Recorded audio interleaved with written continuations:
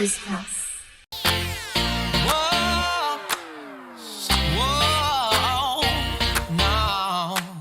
Hi everyone, my name is Nicole Richardson and I'm from Authors Press. Today is March 18th, 2022, and I'm gathered here in Lyrae and Lyrae.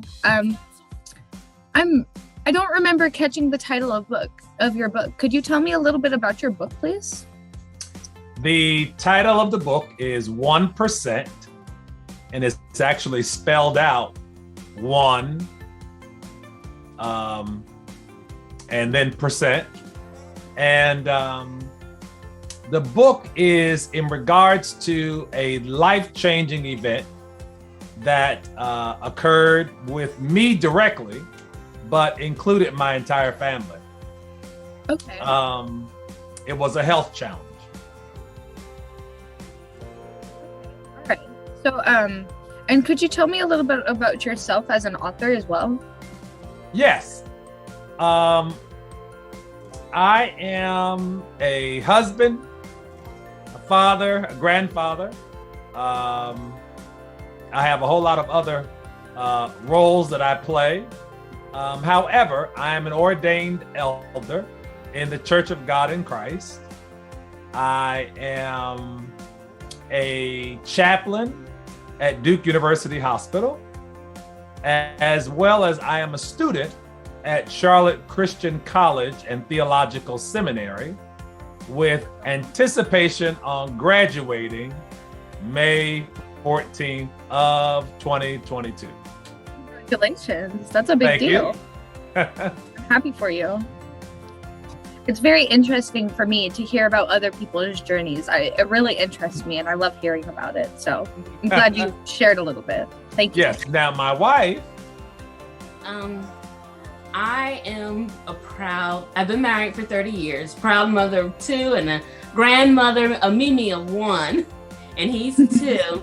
I worked in daycare for 23 years, which I enjoy. I work with the babies and I enjoy it. So right now, and I'm in school myself. I just actually graduated from undergrad school and I'm now getting my master's. So this book was a journey, but I enjoyed it. So this book, is it just your journey, Ray, or is it both of your guys' journey together?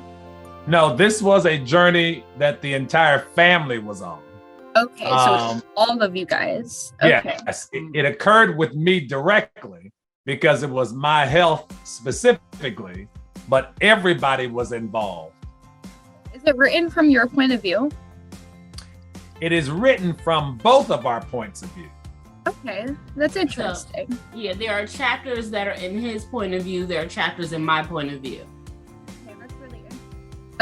I think that opens up the amount of readers that your book could apply to, because you feel it from a woman's point of view and from a man's point of view. You know what I mean? Correct. So it really helps people get a full rounded effect of what's going on. Yes. So for the first question, I want to know, how did your journey as an author begin? Where did it all start for you?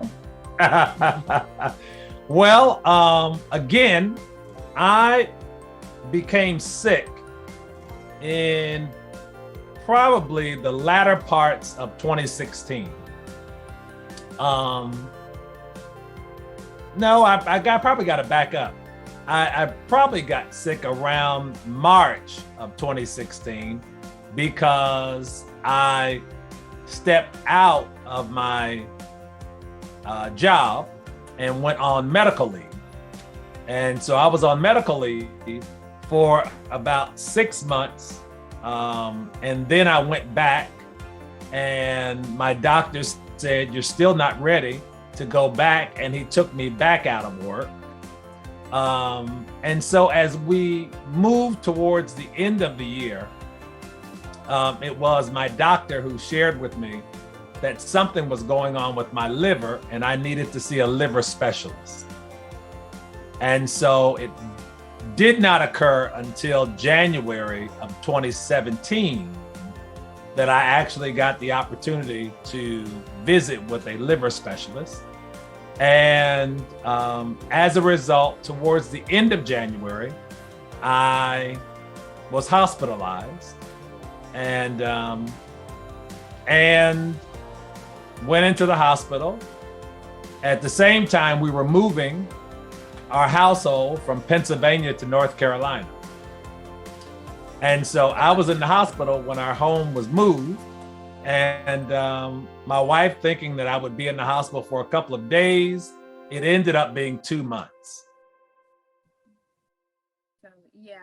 So it seems like, did you become an author because of your story or because of the boredom of being at home? Well, I think what happened was my wife and I had talked about writing a book several years prior to me getting sick. But our focus on writing the book was about marriage because we felt like we had a lot to say. And so when I got sick and came through the sickness and was discharged, I was home, and several of my family and friends called to just see how I was doing. And many of them said to me, "You've got to write this down, everything that has happened to you." And I said, "Why?" I said, "I will never forget it. So there's no reason for me to write it down." And they said, it was not just for you, but this was a message for the entire world to really understand and to see. And so after talking about it with my wife for a couple of months, we decided to write the book. Okay, and that actually really helps me bring up my next question. What is the main message you want to get across to your readers? I think the main message that I would like readers to gather from reading the book is that there is always hope. No matter what the situation is, to always look at the situation through the lenses of the glass being half full and not half empty. And so it was it's an inspirational book for just really anyone to read the book. And that has been the feedback that we have received from many people thus far. Now, my wife may say something different. No, well, for me, it's a story of determination, that no matter what situation you're in, through perseverance and determination, you can master anything. You can get through anything. And that's what I took away from it. I think it's kind of interesting that you both, as the writers, have two very different standpoints that are still very positive and together, but also very different. I think that's very interesting and very cool. Mm-hmm. And like I said, the two different audiences that you could have reading from the two different points of view, I think that could play more into that, like I said earlier. Okay. So is this book a standalone or is it a part of a series? Again, we had planned to write another book long before this book even came on the scene. But I believe this book is a standalone book. However, given the fact that I have had a liver transplant, and I guess anything can occur at any point down the road, that would be the only time that a sequel would come out of it, as if anything occurred. But for now, I would say it's a standalone. So, and it doesn't seem like you plan to add on to it in the future, but you could if you needed to. Absolutely. Okay. So, who would be your target audience if you have one? I would say probably out the gate, I would probably say the faith-based community is one target audience. However, I would also say that the book is applicable to really just about anyone. Anyone that is dealing with a crisis or a situation in their lives could glean much from reading the book, and would really, going back to what my wife has stated, they could garner determination from really reading the book to know that a crisis doesn't have to be the end. Okay. And that's a really good message. Like I asked you earlier what your main message would be. That's a really good message to leave as well, that a crisis isn't the end of it. Yes. So, what does a literary success look like to you? Or what makes you feel successful as an author? I think ultimately what would really make me feel successful is for the book to really end up in the hands of just millions of people, as well as for the book to be captured on screen would be a desire of mine, that someone would be able to put a film to this book. And I believe it would really come alive even more in a film. This isn't one of the interview questions, but I'm going to ask because I'm curious. If a film, if a film did come out about your book, would you want to act in it, or would you want to see how someone else portrays your story? To be honest with you, I would like to have some type of speaking part in the movie, but I don't necessarily know that I would need to play myself per se. Okay. That's interesting. What was your favorite part about writing this book? My favorite part about writing this book, I would probably say,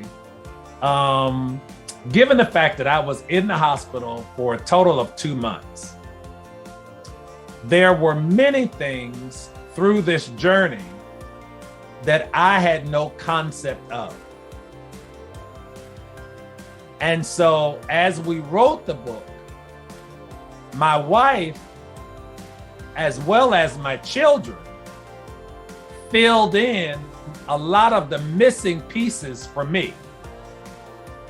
And so going through this, I learned so much about all of what had happened.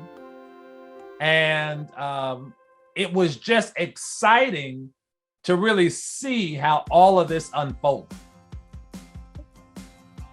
And for me, the part about writing a book was filling in the blanks for him, letting him know what happened on those moments where he just did not have any memory of what happened.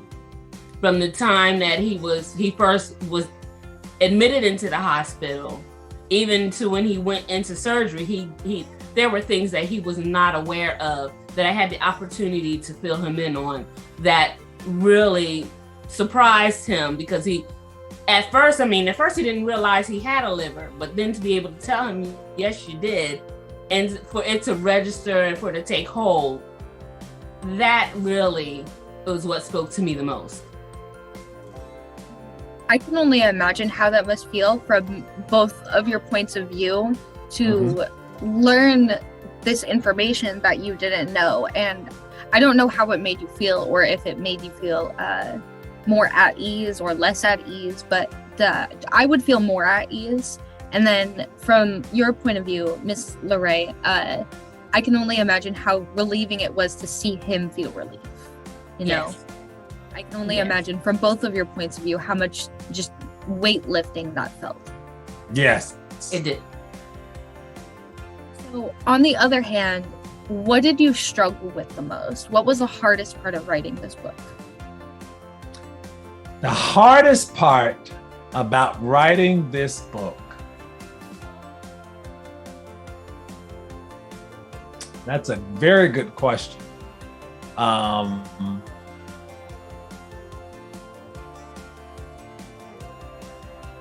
probably struggle with this even now, even thinking about the hardest thing about writing the book.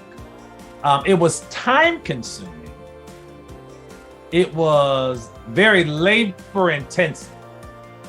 And I don't think that I realized how intense it would be in writing a book. But I think that was probably the most challenging piece, was all of the time that it took to really pen this book. Right. And from an outsider, now see, I'm a writer as well. Not an author, of course. It's all hobby, and I prefer to keep it a hobby. But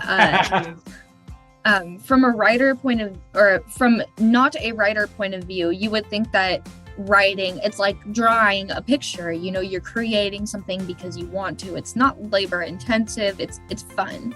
And from an outsider point of view, you wouldn't ever see the labor that goes into it, how intense it is, how overwhelming it can be. That's why a lot of authors don't make it to the end. So it's really, it feels good when you really do make it to the end, because it is labor intensive and it is intense, exactly like you said. Yes. And a lot of people don't understand how labor intensive it is. And that kind of leads to a question. What was your biggest source of inspiration along the way? What kept you from stopping? What kept me from stopping was being able to share our story. Because there were so many pieces that some people had, that we told them bits and pieces, and then other people had other pieces, but to be able to share the complete story, and not just with our friends, but with anybody who wanted to read it, and to all those who we want to read it, we felt it was very important to finish it. What better way to get it than a book, you know? Because you can be told a story a million times, and that story will change each time, because we all know how the telephone goes. Yes. So that's now. I have to say this, that in terms of inspiration for me, writing the book, given the fact that my faith is very important to me, God was the source of really writing this book. And then my wife and my children were very inspirational. And because of their love, their desire for us to really write this book, it really fueled me and gave me. They were the fuel to the fire. Oh, absolutely. They were very intense about their feelings about us writing this book, and they were very supportive. And then as it went further out, individuals, family, and friends, as we shared with them that we were writing a book, they were very encouraging. Every time they spoke with us, they would ask how things were going and so forth and so on. And so that really made a difference. What is some advice you wish someone gave you before you started writing?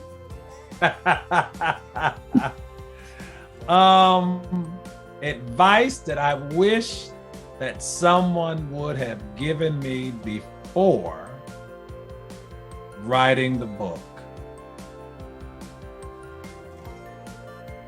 How intense it would be. Right. That's probably correct. What my wife said.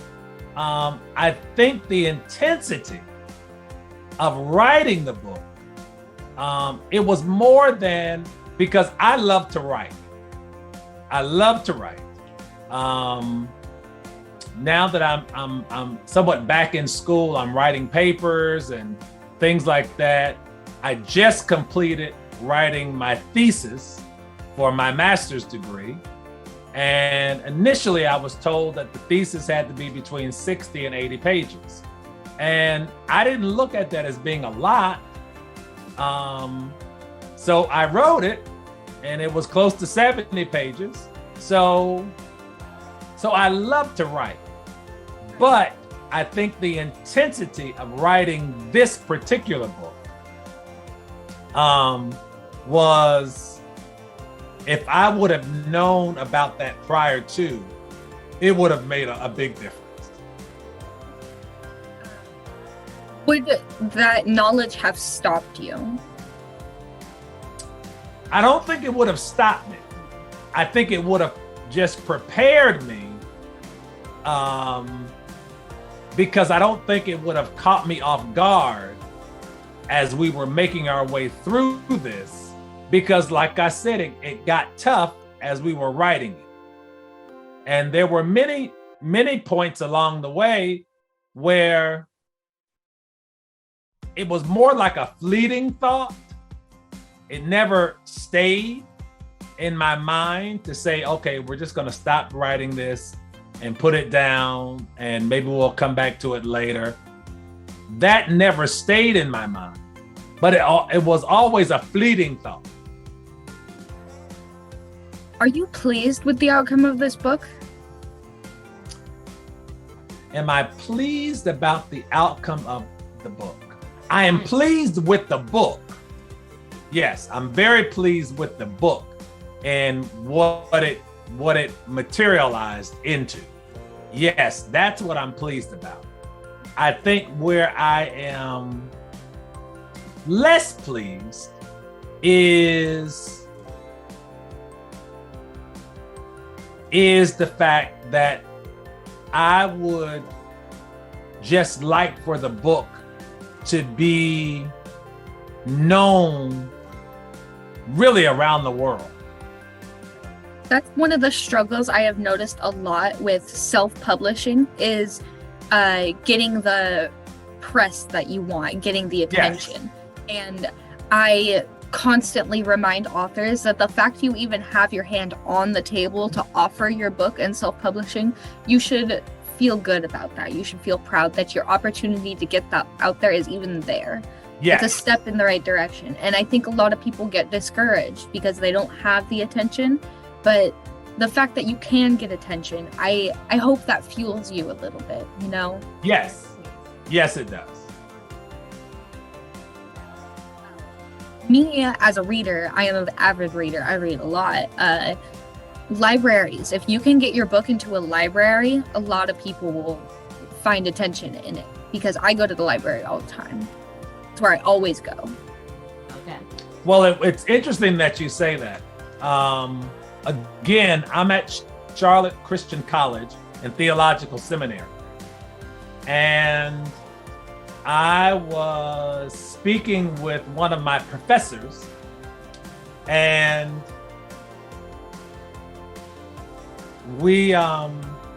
I was sharing with him about the book, that my wife and I had written a book.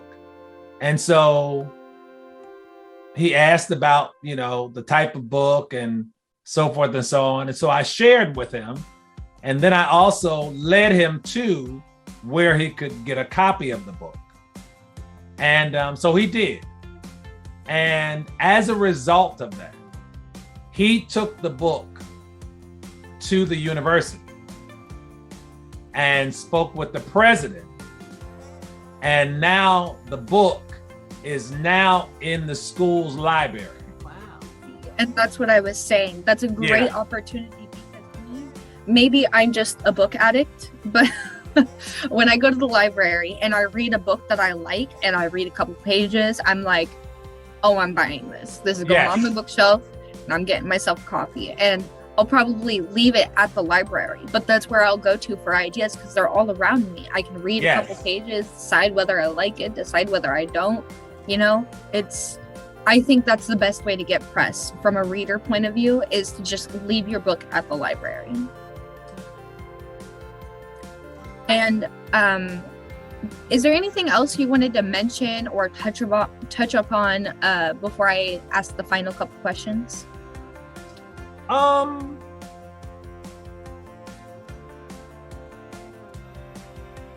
I think you have covered a lot of things in our interview. We were able to share who we were, which I think is important. And the various aspects of the book. So I think you have asked some very pertinent questions, and I'm pleased. I have one more question then, since you don't Sure. have any you want me to ask. What is the significance between the title 1%? What does that mean? Or is that something the reader has to find out on their own? Well, no, I can share. Like that? I was again hospitalized on January the 27th, and probably around February 1st or February 2nd, I was told by a doctor that I needed a liver transplant. And there is, dealing with your liver, there is a score that will tell a medical professional somewhat of the state of your liver. And it's called a MELD score, MELD. And it ranges from 6 to 40. 6 or a lower number being a very good liver, and a high number being there's something wrong with your liver or it's diseased. If you hit 40, you're either too sick for surgery or you are dead. It's one or the other. Well, the day that I got put on the transplant list, my MELD score was 45. So I was beyond the point of death. And so I got placed on the transplant list. On the next day, a liver was found, and shortly thereafter, they determined that I had a infection in my body. So I could not get a liver transplant because I had an infection. So they took my name off the transplant list. And later on that day, my kidneys failed. So they sent me off to ICU and placed me on dialysis. On that Monday, they ran another MELD score, and my MELD score at that point was 52. And they were just blown away because many of them had never seen a MELD score that high before. And so as a result, when they saw me that Monday, they came in and their faces really said it all. It really told me that things were not good. And so as a result, they stepped out of my room, and like they do in many hospitals, the doctors huddled in the hallway. And at that point, they gave me a 1% chance to live. That's where the title comes from. And that's where the title comes from. But they did not tell my family that, because they felt like my family had enough on them already. So they didn't want to tell my family that I had a 1% chance to live. And so I didn't find this out until I had been discharged, and probably about a month later after I was discharged, that I had been given a 1% chance to live. So that's where the title comes from. I bet it feels, I wouldn't even know how it feels just to know that you're still sitting here given that 1% chance. Yes. That's why that 1% chance always exists. Yes. Wow, that's very, very cool. Thank you for telling me about that. No, not a problem. So where can readers find out more about you and your book? Well, there's a couple of places. The book can be found on Amazon. It can be found on Barnes and Nobles. It can also be found on our website. We have a website that is www.Thompson, THOMPSON, lifeline.com. And you can find out more about us on the website as well. Okay, that's good.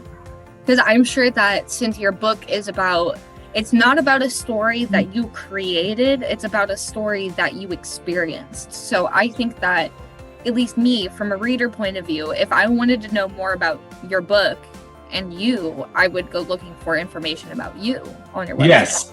Because the story is about you. I wouldn't be looking for more information about the characters you created. I'd be looking for you. So I think it's very cool that you include more information about yourselves. Yes. And for my final question, I just want to ask, how do you feel about working with Authors Press? Well, when we initially published the book, we made a not so good decision with the particular publisher that we went with. And it wasn't until I found out about Authors Press and began to have conversation with them, did the experience of really writing this book really mean even more. And so everyone that I have been in contact with at Authors Press has been top-notch, has been very good to work with. And I would recommend Authors Press to any other writer because I just believe that they are a very, very good organization. Not to toot my own horn, but I help with that. I think that's all the questions I have for you today. Thank you so much for meeting with me today, Ray and Lyrae. I have very much appreciated talking about your book and yourselves and your story as well. I feel like it's really personal, so I feel honored that you let us in on that. Well, thank you so much for conducting the interview. We definitely appreciate you and Authors Press for, really looking at our book and deciding to conduct an interview about our book, because we just believe that this book will impact millions of lives if, in fact, it makes its way into the right hands and with the right individuals. I mentioned earlier that being in a library, I think that is one of the best ways to do that because it doesn't force the book into the reader's hand. Me, I'm one of those people that when somebody gives me something, I don't want to do it. You know what I mean? Like if somebody's like, hey, I've got a book, come read it. I'm going to be like, I don't want to read your book. But if I can discover it on my own, it's going to capture my attention so much faster and so much harder too. Yes. It'll just entrance me so much more. So I'm glad that your book is in a library. I'm glad you have that opportunity. Yes. So I recommend, even for you, to just pick up our book. I trust me, I thought about it. I mentioned earlier that I'm a book addict. I wasn't lying. So if you have any questions or concerns, please feel free to reach out to Authors Press, either via our email or our phone number. But other than that, that's all I have for you today.